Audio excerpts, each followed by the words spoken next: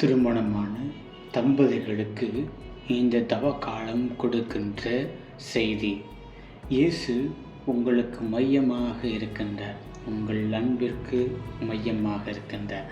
தம்பதியாக ஆலயத்திற்கு செல்பவர்களாக தவக்காலத்திலே ஜெப தப தானம் செய்யும் ஒரு தம்பதிகளாக இருக்க இந்த தவக்காலம் உங்களுக்கு அழைப்பு கொடுக்கின்றது. இந்த தவக்காலத்திலே ஜப வாழ்வு தப வாழ்வு தானம் செய்கின்ற ஒரு நிலை. இதிலே ஜப வாழ்வு நாம் நமது பணியின் இடத்திலே குடும்ப பொறுப்புகளிடையே ஜபத்திற்கான நேரத்தை தினமும் சிறிது நேரம் ஒதுக்க வேண்டும்.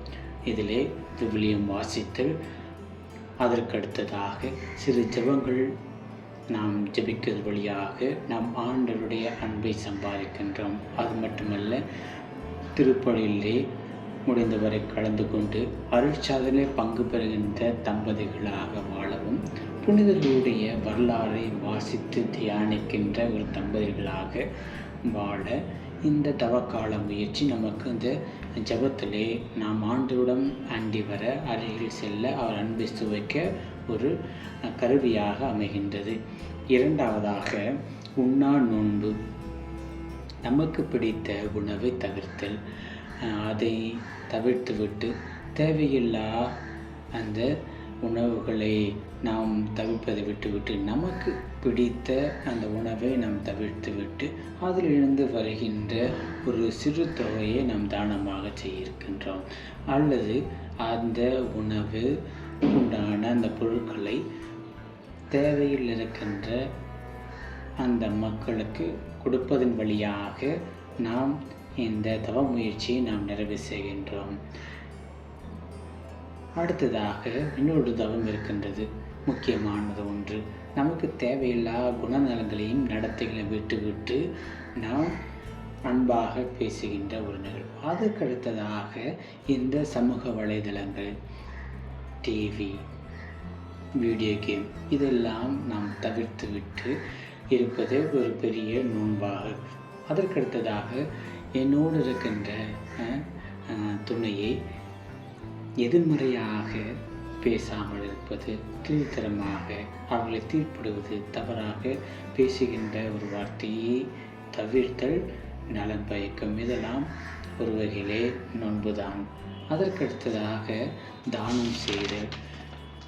நாம் ஒருவருக்கொருவர் குடும்பத்திலே விட்டு கொடுப்பது ஒரு பெரிய தானம். அதற்கடுத்ததாக பங்கினுடைய பணிகளை இணைந்து செயல்படுதல், பங்கு தந்தையோடு இணைந்து உதவி செய்தல்.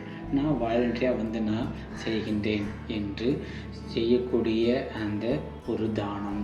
அதற்கடுத்ததாக என்னுடைய மாத செலவிலே எதை குறைக்க முடியும் என்று பார்த்து அதில் இருக்கின்ற அந்த சிறு தொகையை திருச்சபையின் வழியாகவோ இல்லை மற்ற சமூக சேவை மையங்களுக்கோ கொடுத்து, இல்லை உங்களுக்கு தெரிந்த அந்த நபர்களை பார்த்து கொடுப்பதன் வழியாக அந்த தானம் நிறைவு பெறுகின்றது.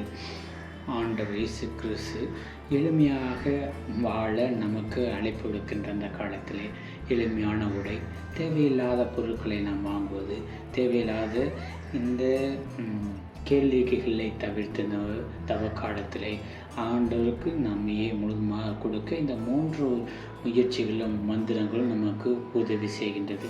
எனவே தம்பதிகளாகிய நீங்கள் இந்த ஜப வாழ்வு நான் எப்படி செய்ய இருக்கின்றேன், என்னுடைய தவம் நோன்பு தனிப்பட்ட முறையில் இருக்கக்கூடிய நோன்பு, அதற்கடுத்ததாக 3வது வகையிலே என்னுடைய தானம், நான் யாருக்கு நான் கொடுக்கின்றேன், தானமாக நான் எதை கொடுக்கின்றேன் என்று எதை நான் சாக்ரிஃபைஸை நான் விரும்புகிறேன் அப்படின்னு சொல்லிட்டு சிந்திக்க இந்த தவக்காலம் 40 நாளும் நமக்கு உதவி செய்கின்றது.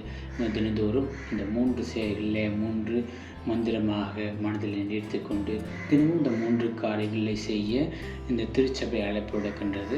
தம்பதிகளாக இதை செய்ய நீங்கள் முன்வர முடிகிறதா? இது இந்த 40 நாளும் நமக்கு வருகின்ற ஒரு சோதனையாக தான் இருக்கின்றது. ஆண்டவர் இயேசு கிறிஸ்துவினுடைய அந்த உயிர்ப்பு பெற விழாவை கொண்டாட இந்த ஜப வாழ்வு, தவ வாழ்வு, தர்ம வாழ்வு உங்களுக்கு அழைப்பு கொடுக்கின்றது.